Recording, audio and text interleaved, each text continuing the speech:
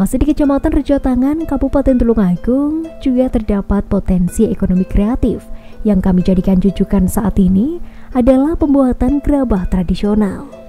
Yang masih bertahan hanya 2 rumah saja.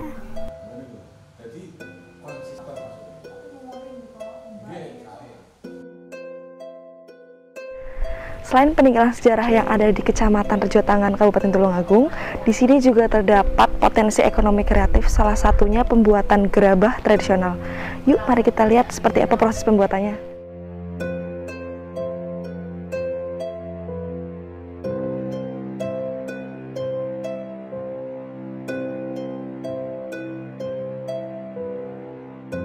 Gerabah merupakan perkakas yang terbuat dari tanah liat atau lempung yang dibentuk di mana sebelumnya tanah liat telah mengalami proses pembakaran.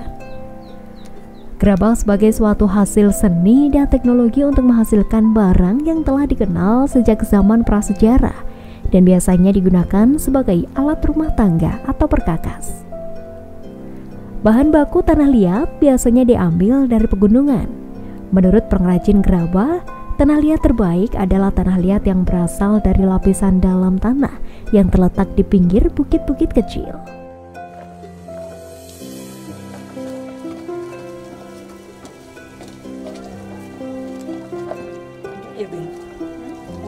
Dalam membuat benda yang terbuat dari bahan tanah liat ini diperlukan teknik-teknik tertentu agar dalam prosesnya mudah dan efektif. Adapun teknik-teknik yang biasanya digunakan oleh pembuat gerabah atau keramik antara lain teknik lempeng, teknik pat, teknik pilin, teknik putar, teknik cetak tekan, dan teknik tuan.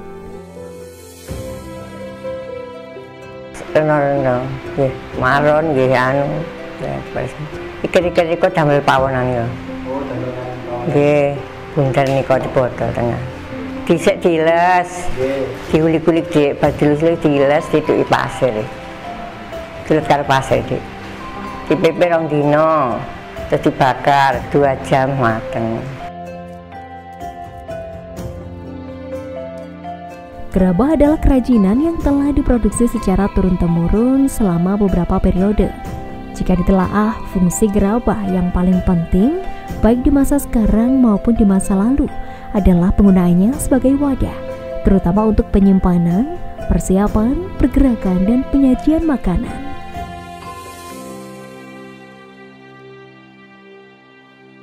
Tak senang yo Dik, kadang yo tuwa-tuwa kae lho Dik, anu trowelu ngono ki. Kadang yo akeh Dik 6 model saiki tuweke yo pokoke wis sak oleh Dik. Yo oleh 2 3 timbang dorong.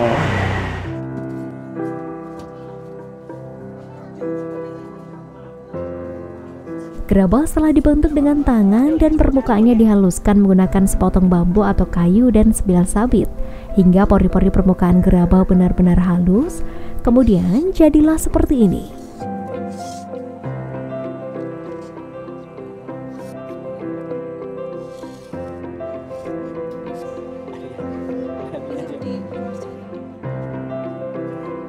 Gerabah ini pun dibiarkan hingga kering selama 5-7 hari sampai benar-benar kering dan siap untuk dilakukan pembakaran. Manut anu Dik, manut ngilesi akeh apa Dik. Nek ngilesi titik ya titik, ngilesi akeh ya akeh. Mare bahane sing yo sedina iso segayan. Wis lek dhisik Dik, saiki sarane sing bakul iki bodho reneng, wis rene wong golek Dik ya wong moro-moro ngono kuwi. Bakarane Dik suwi. Suwi. Kadang ya adu panas, kadang Dik lek udan ya angel udanan ya wis. Ngono Dik. Ya lek peneri penak ya penak. Mare yo bakare kadang panas ngono kalau Dik ya. Lek udane iso kadang ya anu Dik, gloteng ya iso. Lek udanan.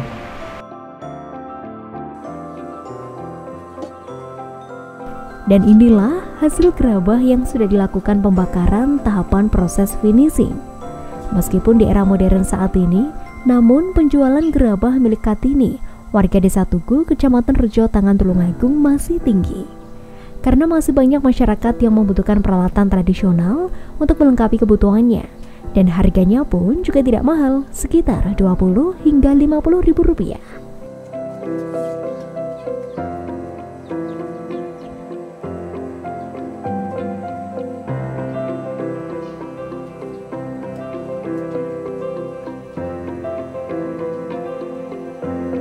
Mugi-mugi perajin gerabah tetap sehat, tetap saged ndamel. Mugi-mugi enten panaruse.